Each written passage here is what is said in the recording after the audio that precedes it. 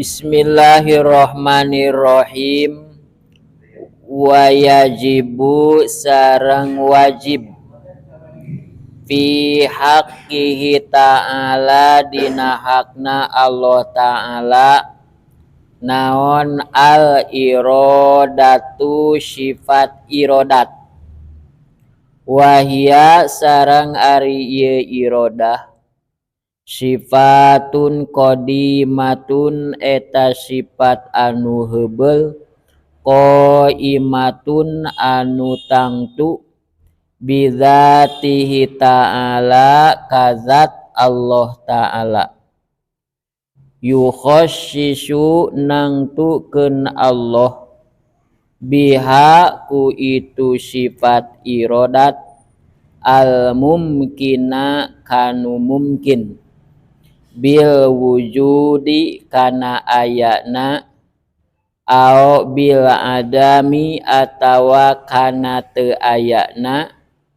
au bil gina atawa kana sugih au bil pakri atawa kana pakir au bil ilmi atawa kana nyaho au bil jahli atawa kana bodoh ila ghairi dzalika nepi ka salianti nu tos dicarioskeun wadiduha sareng ari lalawanan sifat irodah al karohatu eta karohah hartosna kapaksa wadalilu sareng ari dalilna ala zalika kana Allah kasifatan ku sifat irodah anahu eta saestuna Allah laukana lamun aya Allah karihan eta anu kapaksa lakana tatangtu aya Allah ajizan eta anu apes wa kaunuhu sareng ari ayana Allah ajizan eta anu apes mahalun eta mustahil salajengna sifat di Allah anu 20 nomor kadalapana nyaeta sifat irodat hartosna teh kersa itunya kersa wahia ari ieu irodat teh sifatun qadimatun sifat anu heubeul qaimatun anu tangtu pihaqqihi ta'ala dina hakna Allah ta'ala tanya janten sifat irodat teh hiji sifat Allah tanya hiji sifat Allah qadimatun anu heubeul margi ngancikna terapna dina dat anu qadim anu heubeul ieu sifat irodat teh qaimatun itunya anu tangtu bidatihi ta'ala kazat Allah ta'ala janten sifat irodat ieu tangtu ka Allah subhanahu wa ta'ala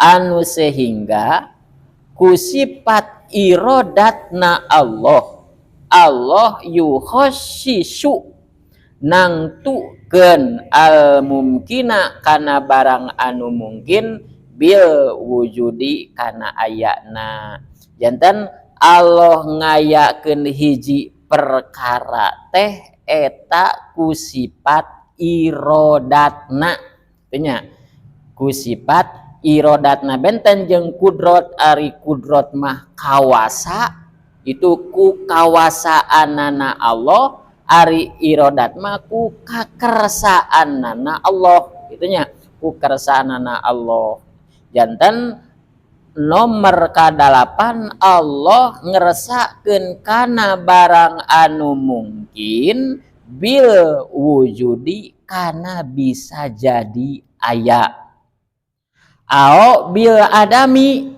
atawa kana teu aya tina aya kana teu aya eta teh estuning kersaning Allah. Jadi Allah tina teu aya bisa ngajadikeun jadi aya, tina aya bisa ngajadikeun jadi teu aya, eta ku sifat irodatnya, eta ku sifat irodatna Allah. Ao bilgina gara contona di ao bilgina atawa kusugih. Sugih teh urang manaon beungar. Tah kabeungaran eta teh ku irodatna Allah, ku dikersakeun kitu nya. Urang beungar teh jalmi bisa jadi beungar teh eta teh ku dikersakeunana ku Allah. Da anu henteu dikersakeun mah teu beungar, kitu nya, teu beungar. Manawi aya anu beungar teh eta dikersakeun ku Allah. Mangka pikeun jalma anu dikersakeun beungar ku Allah kudu nyiapkeun rasa syukur. Kitu nya, rasa syukur ka Allah Subhanahu wa taala. Minimal alhamdulillah ya Allah abdi selalu dihasilkeun wae, minimal ya Allah abdi kitu nya dicekapkeun ku Gusti kitu nya, dihasilkeun tina sanes kanten kitu nya, eta minimal syukur. Jadi pikeun jalma anu dikersakeun beungar ku Allah kudu siap eta jalma syukuran ka Allah. Ao bil pakri atawa kana pakir, beungar dikerasakeun ku Allah nya kitu deui pakir oge dikerasakeun ku Allah kitu nya, dikerasakeun ku Allah. Mangka pikeun jalma anu pakir kudu nyiapkeun diri naon, sobar bari ikhtiar kitu nya. Jadi keur anu pakir dikenal keur jalma nu dikerasakeun pakir ku Allah teh anger. Intinya sajabina kudu sobar teh kudu bari jeung ikhtiar, kudu bari jeung usaha. Cenah abi mah ieu mah da geus dikeresakeunana ku Allah kudu jadi pakir, tapi manehanana teu ikhtiar, lepat. Eta nya lepat jalmi anu kitu. Pakir tetep kudu ikhtiar, tetep kedah berusaha kitu nya, berusaha. Janten anggar keur nu beungar boga kawajiban, keur anu dikeresakeun pakir boga kawajiban, nu dikeresakeun beungar kawajibanana syukur, nu dikeresakeunana pakir karasna di non siapkeunana sobar bari ikhtiar. Da lamun teu kitu mah nu beungar henteu syukuran, anu pakir henteu sobar diancam ku Allah. Itunya saha jalma anu teu syukuran kana nikmati kami jeung saha jalma anu teu sobar kana kapakiran ti kami, mangka sok gara cokot pangeran salian ti kami, teangan deui pangeran salian ti kami, jeung deui jig maneh gara kaluar ti bumi kami, ti langit kami, jig maneh rek hamana tuh diusir ku Allah kitunya, diusir. Jadi jalma anu dipaparin kabeungaran ku Allah henteu syukuran, jelma nu dipaparin kapakiran ku Allah henteu sobar, mangka Allah kadua-duanana oge bendu gitunya, sehingga benduna Allah dugikeun ka ngusir gitunya. Cig tangan pangeran salian ti kami anu leuwih kawasa salian ti kami, anu leuwih kersa salian ti kami, jeung jig maneh gerak keluar ti bumi kami jeung ti langit kami, rek lumpat ka mana?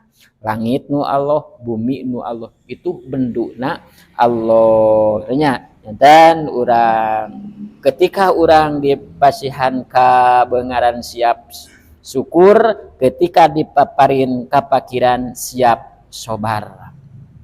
Lajeng deui wabil ilmi sareng ku sifatna ilmu. Allah bisa ngerasakeun ka hiji jalma jadi boga ilmu, jadi ngarti sami ilmu oge eta teh nikmat ilmu. Ao bil jahli atawa ku bodoh gitunya, ku bodoh. Jalma boga ilmu eta teh dikeresakeun ku Allah, jalma bodoh eta dikeresakeun ku Allah. Ngan pikeun jalma anu boga ilmu kudu bisa ngamalkeun kana ilmuna, pikeun jalma anu dibere bodoh kudu daek neangan ilmuna nya. Lamun ceuk bahasa kolot mah bodona kudu jadi bodoh alewoh, hartosna teh bodoh daek tatanya, bodoh daek ngaji, bodoh daek diajar, eta bodoh non alewoh namina. Aya deui bodoh katotoloyo gitunya, keur mah bodoh belegug nanyakeun tara ngaji tara gitu, eta mah bodoh katotoloyo. Cilaka anu gitu mah nya, cilaka 12 gitu nya, cilaka 12. Ila ghairi dalika nepi kasalianti anu parantos dicarioskeun neme gitunya.